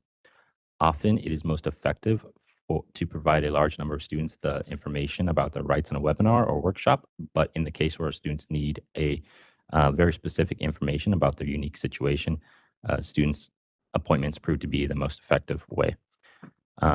So we set up these appointments where we can provide very in-depth research and responses for students, and we track those numbers here. We have an increase in June for one-on-one appointments due to the Icon Collective closure and some students preferring to meet with our analysts in that manner. So I want to conclude by thanking all of our OSAR staff for their hard work, and with that, I'll open it up to take any questions. Thank you so much. Committee members, any questions or comments? Go ahead, Robin. Hi, this is Robin Smith again, and welcome, Jan, and nice to meet you both. We're so happy to have you, so I'm looking forward to working with you. I just have a couple of questions that I'd be interested in hearing in the future. I think it would be helpful to have a regular report about how many schools have closed in the last quarter and how many students have been impacted. And I'm not sure from all these charts I can really tell this time. But I think that would be just really helpful to know, also as a legal aid office, because we often want to assist those students as well. But I think it would be helpful to the committee to know, and also with what's going on in the federal level, concern about increasing school closures. So just to see, sort of track, is the federal issues having an impact on schools' ability to stay open, revenue wise. And then the second question I have is, and I don't know if you can answer this now, but whether the federal the closure of the San Francisco region of the Department of Education and the layoffs there have impacted the Bureau's need of have you needed additional resources as a result to deal with school closures? So I'm curious about whether that's impacting sort of the Bureau's ability to deal with school closures, need for additional resources. And you don't have to answer that now, but it would be I'd be interested in hearing more about that in the future. Okay. Thanks, Debbie. And sorry, thanks, Robin. And I can kind of share my response and throw it to Brian, Debbie for any additional comments. So I appreciate the suggestion to include information on school closures and the number of students impacted. And I think that that's something that I can certainly take back to the team and for us to work on and develop for the next time that we all meet. In terms of the closure of the regional office, I know that a lot of the reductions in staff of federal employees at the Department of Education and elsewhere have impacted the work of the Bureau. I'm not sure specifically the types of resources that we may be able to use to patch some of those holes. I think that we'll certainly do the best with what we have. And I'll throw it to Debbie if there are any comments on additional resources that may be needed.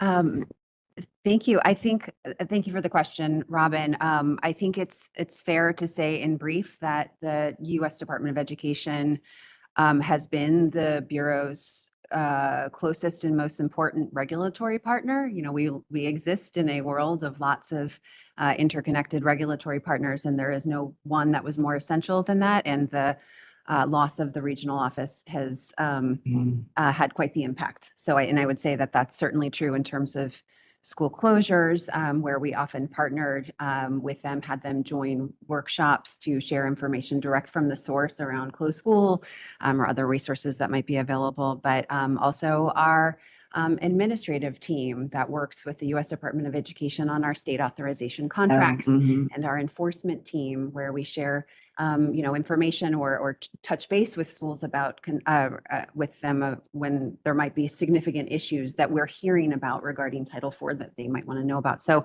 I appreciate the question. I don't know that we have answers about what exactly it means and what we might need. And I think it's even with with more resources, we can't fill that void. There is a void there. Yeah.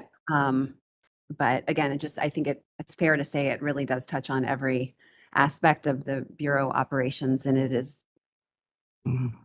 Thank you for the question. And then one additional question along that is whether the department is establishing the closed school dates fairly quickly, or if it's slowed down. And the reason I ask that is, as you all know, there needs to be an official closed school date for students to apply for student loan discharges. So I'm just curious, and again, you don't have to answer it now, but I would suspect you'd be in a position to know if that's happening or if it's really slowing down. Thank you. Committee members, any other questions or comments? Okay, thank you both. We're happy to have you here. We'll open it up for public comment. Anyone in the room wishing to make a public comment on item 5G, the OSAR report? Seeing nobody, we'll move to WebEx. Thank you, Madam Chair. If any member of the public would like to comment on agenda item 5G, please raise your hand by clicking on the hand icon next to your name, or if you've called in, pressing *3.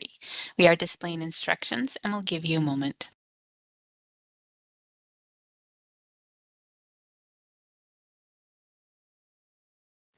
This is the moderator. I see no requests for comment, and I return the floor back to you. Thank you, and thank you both again.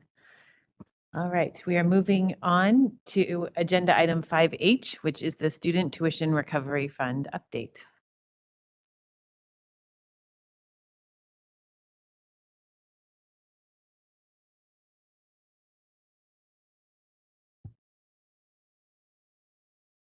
Good morning, committee members. My name is Yvette Johnson, and I am the Chief of the Student Tuition Recovery Fund Unit. We're also known as STRIF. The STRIF team is continuing its recruitment efforts for 2 positions. We have 1 office technician vacancy and an associate governmental program analyst vacancy. We're hoping to conduct interviews soon. In the meantime, the staff that we do have has been pulling together to ensure we are able to continue to assist the students as best as possible. We're also excited to have Yan on board as the chief of OSAR, and we look forward to continuing building our relationships between STRIF and OSAR. Next slide, please.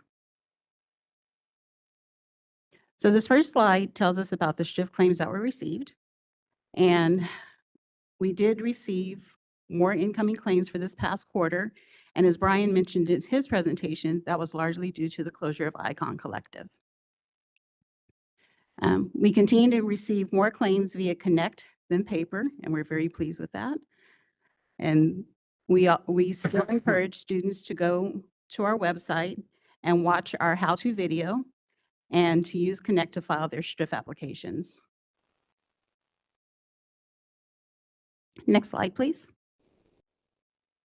This slide tells us about the number of STRIF claims approved.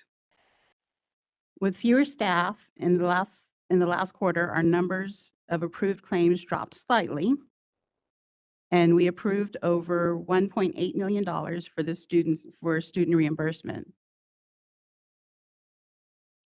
In all, STRIF processed 120 claims in quarter 4. However, due to the lack of staff, we do expect to see a reduction in the number of claims processed in the upcoming quarters. And once again, we're hoping to hire new staff and get them onboarded so we can get them working on those claims. Next slide, please. The Student Tuition Recovery Fund current STRIF claims. This gives the number of claims that we currently have in their various statuses. We have the ones that staff have processed that are waiting for managers to review. Analysts are currently reviewing 89 claims. We have the claims that are waiting for the students to respond. And then we have the number of claims in queue. Next slide, please. STRIF claims pending payment. We have when a claim is approved for payment, we work with the state controller's office to issue a check to the student for their reimbursement. At the end of quarter 4, we had 41 check requests at the state controller's office for a total of $736,978.91. We paid 99 claims for almost 1.75 million. And we have found that the time that it takes for the SEO to process the checks has decreased. So that means that we're getting fewer calls from the students asking where their money is.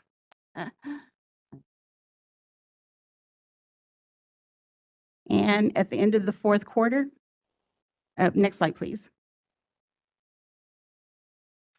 And this is an outcome. Oh, I'm sorry. At the end of the 4th quarter, we have the $33,891,000 in the fund. And as we're paying out the claims, we're hoping to see that reduce some. And the last slide that we're looking at currently is the large impact closures.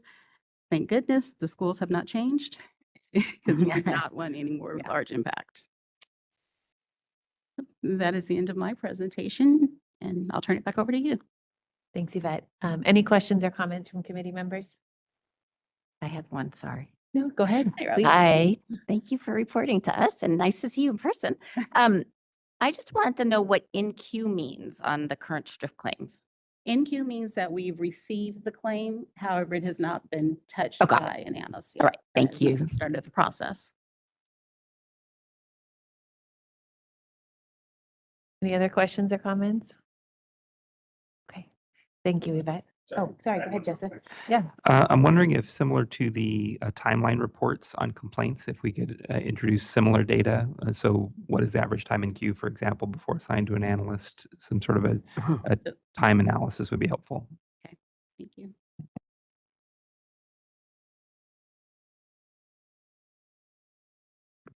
Any further questions or comments?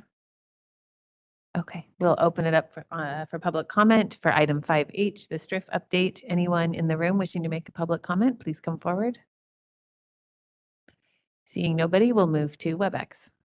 Thank you, Madam Chair. If any member of the public would like to comment on agenda item 5H, please raise your hand or else click on, or excuse me, by clicking on the hand icon next to your name or press star 3 if you've called in. We are displaying instructions and we'll give you a moment.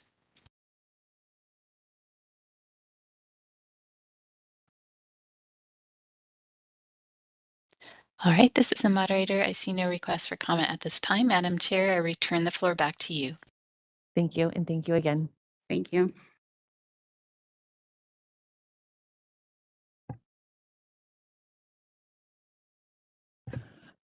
Okay, moving forward on the agenda to item number 6, regulatory proposals.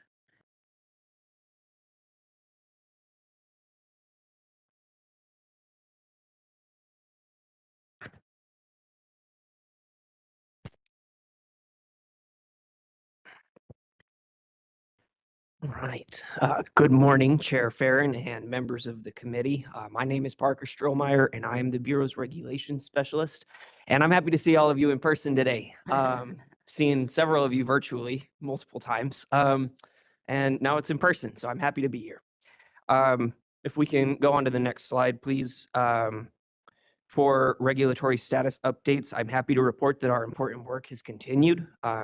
The refund policies package that was discussed at the May Advisory Committee meeting was noticed for an additional 15-day modified text comment period. We received no comments, and so, and hopefully all is smooth sailing ahead. We're preparing that final package now. And I just want to, thank members of the committee for the feedback that I've received on that package because we've discussed it here.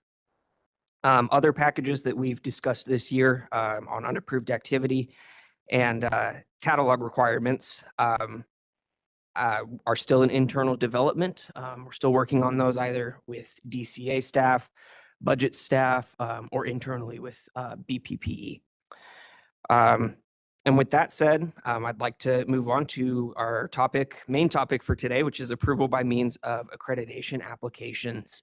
And if we can go to into the next slide. All right.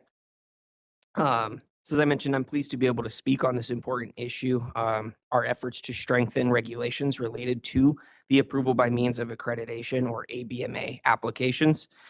The Bureau issues an approval to operate by means of accreditation to institutions that are accredited by a recognized accrediting agency. And so to begin, I'd like to turn it over to our Deputy Bureau Chief of Licensing and Administration, Manila Vongmani, to speak further on the Bureau's experience in this area. Thank you, Parker. Oh. Can you hear me? Okay, great. Thank you, Parker. Members of the committee, thank you again for your time today. I want to give some quick background before Parker walks us through the proposed regulatory text. Under Education Code Section 94890, accredited institutions can be approved to operate in California by means of accreditation. This is effectively a streamlined process that requires the Bureau to defer to the accrediting agency at the point of licensure, in lieu of the Bureau's conducting its own robust review of institutional operations to ensure compliance with minimum operating standards. Before we issue that approval, the Bureau verifies accreditation, but the letter that we receive from accrediting agencies do not always give us the full information that we need as a licensing agency. One example is that The letter does not always include complete details about program offerings, such as program lengths or the modalities approved. Another example is that California law requires there to be an agent of service for process, which is an individual to which disciplinary matters are sent. Because this is a California specific requirement, this is not included in accrediting agency letters, but the Bureau needs this as a matter of granting a license. Gathering this additional information requires extra back and forth with institutions and accrediting agencies because what the Bureau needs is not outlined in the application, and this in turn slows our process. To fix this, we're proposing regulations that clearly spells out what information must be provided. Things like accreditation date, ownership, location, program details, record-keeping information, and an acknowledgement that institution must comply with all state laws. We've already spoken with several licensing agencies and have confirmed that the level of detail proposed would not pose any challenges on their end. They will provide us this information after we request it. Again, the problem is this constant back and forth, which adds to the delays. In short, this will make the process more predictable for institutions and accrediting agencies, truly streamlining our process while ensuring the Bureau has the information it needs to uphold state laws. With that, I'll turn it over to Parker. Thank you, Manila. So as we go into the proposed regulatory language, it derives its authority in part from California Education Code Section 94888, describing the process and procedures whereby an institution seeking an approval to operate may apply for and obtain that approval. The regulations contain additional references to Section 94890, which is specific to the approval by means of accreditation process. If you look at the proposed regulatory text in Section 71390 of the regulations, the current structure of subsection B is currently being proposed to be reorganized into B1, 2, and 3 because the Bureau is specifying the information that must be included with an institution's verification of accreditation. And so each subsection is distinct in what it requires. Subsection 1 requires the completed application. Subsection 2 requires the certified copy of the current verification of accreditation, but it lists additional requirements as to what needs to be on that verification. And then subsection 3 requires the appropriate application fee pursuant to section 94930.5 of the Act.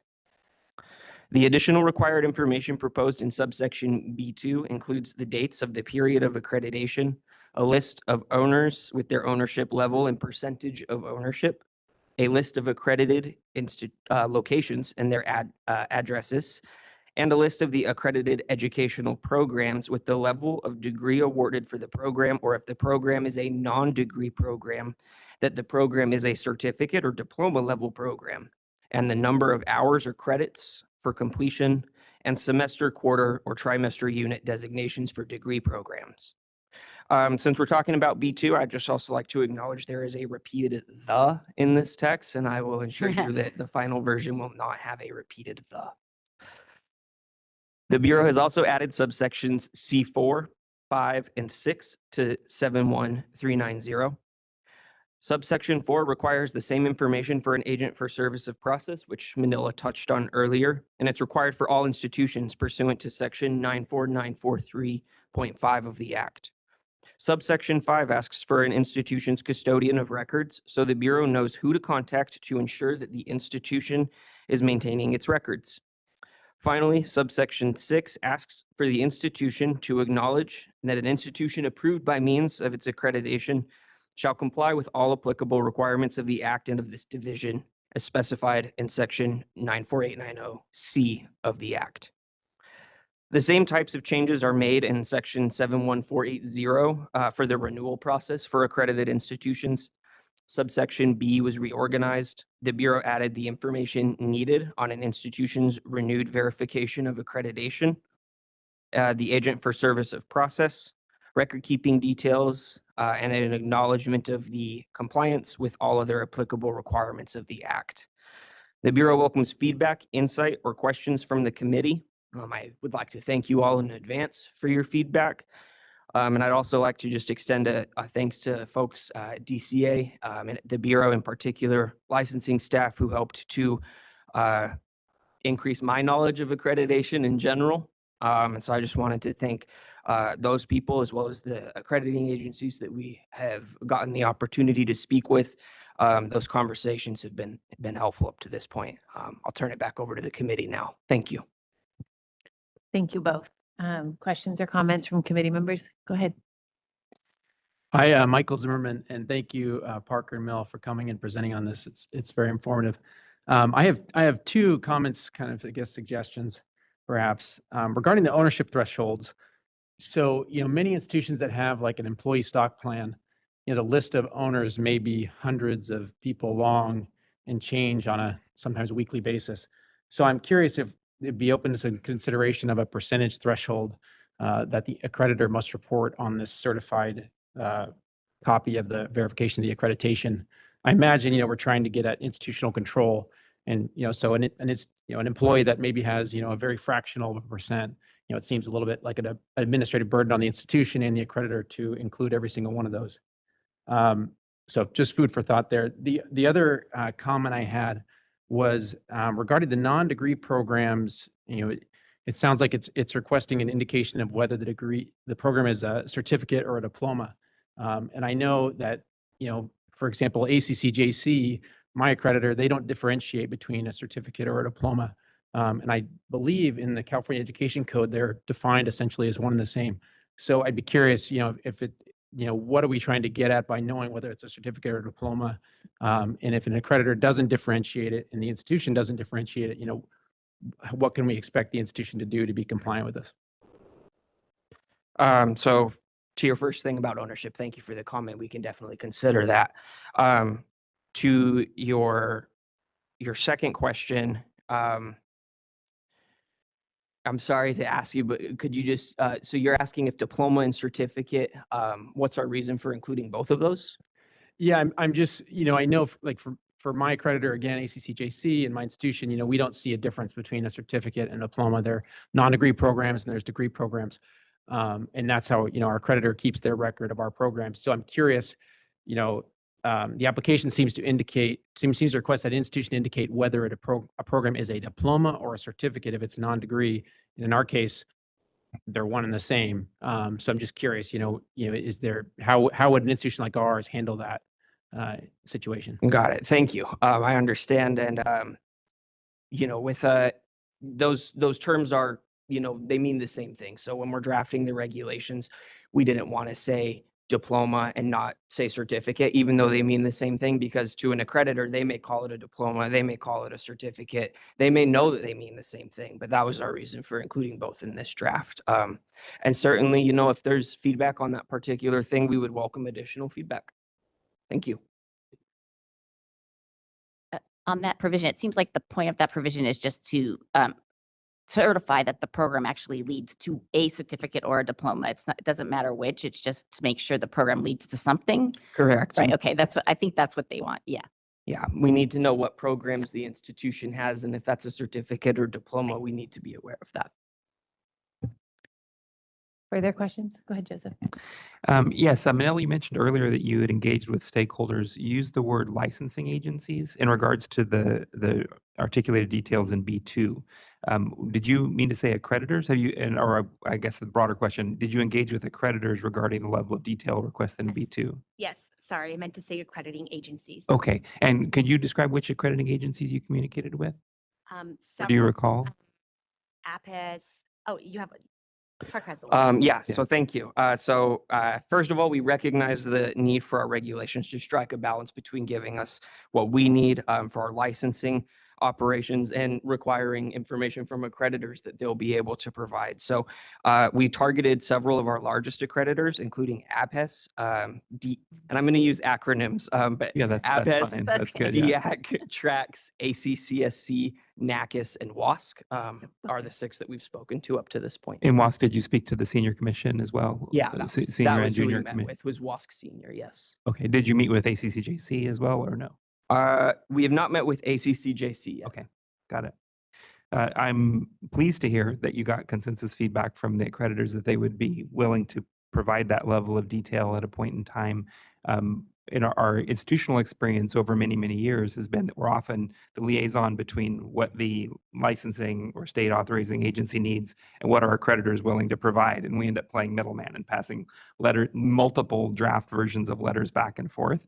And so I came armed with the suggestion that you engage accreditors and get them on board with that. But it sounds like that checked that box. That's been done. I'm pleased to hear it because that is definitely a much higher degree of detail. Much of it, in fact, I could also offer as a suggestion, is included in the catalog at a point in time. And so programs, many institutions, we have scores of programs offered at multiple credential levels. And so this is not a letter as much as it is like this is going to be multiple pages, right? Like this is going to be many, many tables of information. So just consider, just food for thought, maybe consider an accreditor endorsement of a catalog date saying the program versions and credential levels, program length, units, and so forth, as articulated in the July 2025 catalog or something like that, which would be an existing document that would contain all of that level of detail that you could reference. And secondary to that, the accreditor maybe having a template, like if you disregard that part, then, or if that doesn't apply, and then if you had a form that could be filled out, that a template that we could actually provide to the accreditor that would facilitate that. Because functionally, in our experience, this is going to be a letter not that the accreditor generates, but that the institution generates. And then we submit the draft to the accreditor, they review it, and then they sign it. They don't write those letters typically, and they surely won't write this letter. And so if there was a template or a form of something that the Bureau could provide, that would be helpful. Awesome. Thank you for the Thank you. suggestion. I really like that idea because I think it'll create some consistency and it'll make it easier for them to give us what we need and for us to review the information. So I appreciate that. Following up on that, I was going to say something similar, even for C4, where the agent has to confirm the information and acknowledge in writing if there was a template or a form letter that they can that has the required information that they have to fill. And I think the more that there's that kind of standardization, like you said, it's better for staff because they can sort of check the boxes and say, yes, this was completed, as opposed to having to digest through whatever letter someone came up with. But yeah, I definitely second I know form creation and template creation can be difficult, but in the long run, it's much easier to navigate through. Further questions or comments from committee members? Nothing? Okay. Well, since we're in the process of this, let's see, running it through. So it'll go back through the DCA process. So if folks have additional comments, are they still able to submit to you via writing if they right now, like not through the public comment process, but I know in the past committee members have sometimes shared feedback in writing, especially for anyone who's not here or for anyone on the committee who maybe has, the brilliant thought as they're driving home today or whatever. Okay, well, so the committee members, if you have additional feedback, please feel free to provide it to Parker and Manila. And thank you both for being here. We'll open it up for public comment on item 6, the proposed text for approval by means of accreditation applications. Anyone in the room wishing to make a public comment? Okay, seeing nobody, we'll move to WebEx. Thank you, Madam Chair. If any member of the public would like to comment on agenda item 6, please raise your hand by clicking on the hand icon next to your name, or if you've called in, pressing *3. We are displaying instructions and we'll give you a moment.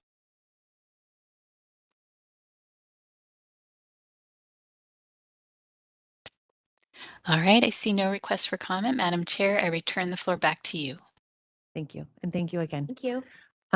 Before we move on to the next agenda item, we're going to go back to agenda item 3 because we need to hold a new vote on the approval of the minutes from the May Advisory Committee meeting. Do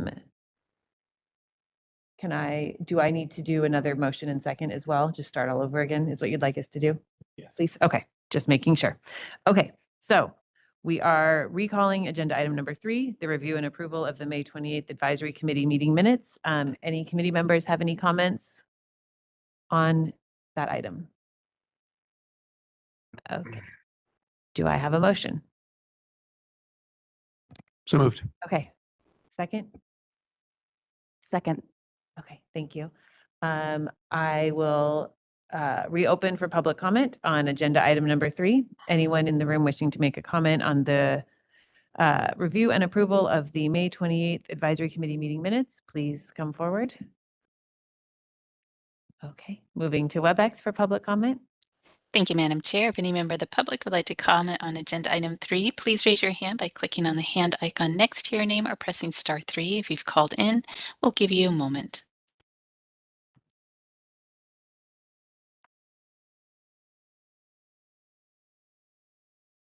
All right, I see no requests for comment. Madam Chair, I return the floor back to you.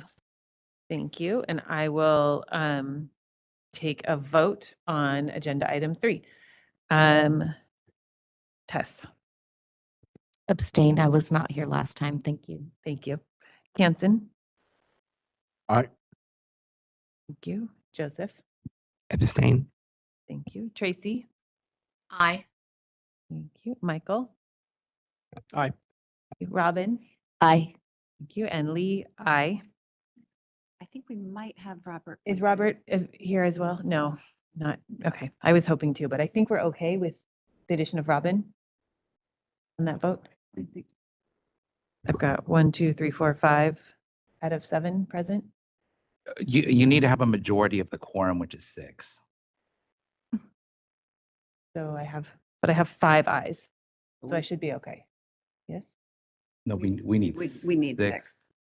A majority of the quorum of the voting members, which is a majority of 10. Got it. I see. So you're telling me, okay. Yeah. And I'll just interject here. Abstentions on this are voluntary. They're not mandatory, even if you didn't attend the prior meeting. That's totally up to you or to each member. So we can vote yes if we weren't here? Because the minutes looked great. I thought they were awesome. They're fabulous. They're really Yeah. fabulous minutes. Yeah. Yes. And you don't have to abstain. Okay. Should I call the vote again? Okay. Sorry, everyone. We're going to do this one more time. Tess. Aye. Thank you. Canson. Joseph. Yes. Thank you. Tracy. Aye. Thank you. Michael. Aye. Robin. Aye. Lee. Aye. Okay. Now we're good. Thank you. Thank you all for bearing with me through that fun process. We will go back to the end of the agenda then. We are on item number 7, which is future agenda items. So far, we haven't requested any specifically during the meeting. Do any committee members have any items they would like to see on future agendas?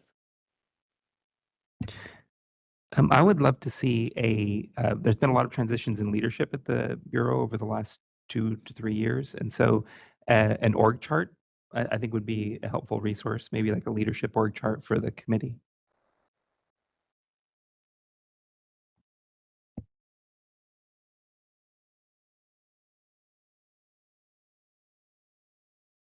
Thank you. Any other suggestions or requests for future agenda items from the committee members?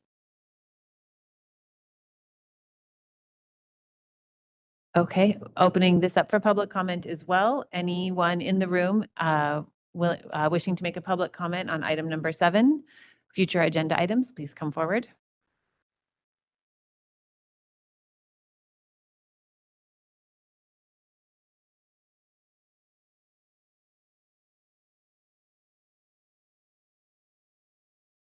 Good morning. Good morning. My name is Michael Brill. I'm the Chief Legal Officer, Corporate Secretary with Ember Education. The switch on the microphone. Yeah. Michael Brill, Chief Legal Officer and Corporate Secretary with Ember Education. I was not prepared to make a comment, but I was intrigued by the notion of a future agenda item.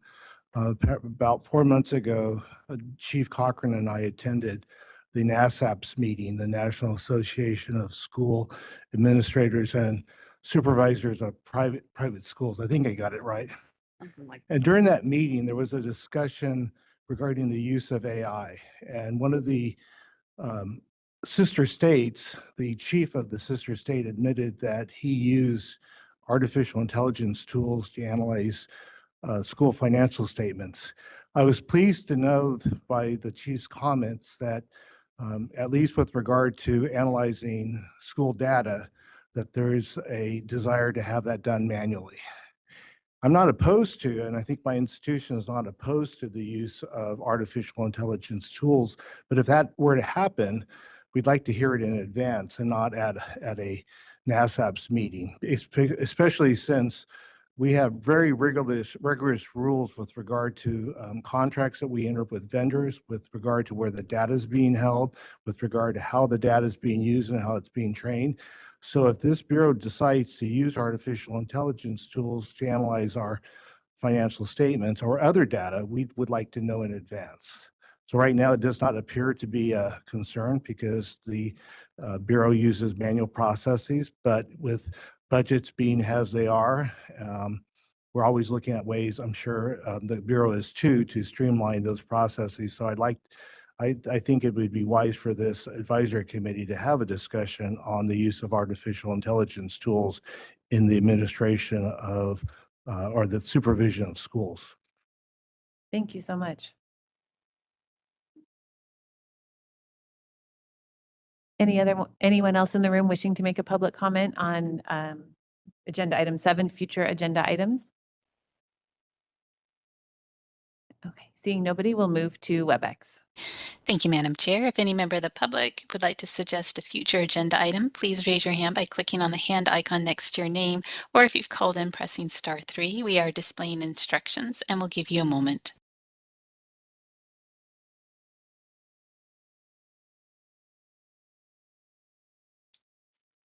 All right, I see no requests for comment. Madam Chair, I return the floor back to you.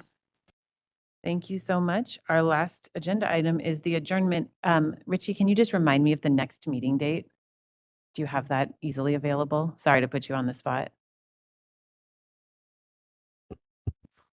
It's November 5th. Okay, thank you. Just reminding everyone, the next meeting date is November 5th. That meeting will be on WebEx. Thank you all for being here today and for all of you who came in person, and this meeting is now adjourned.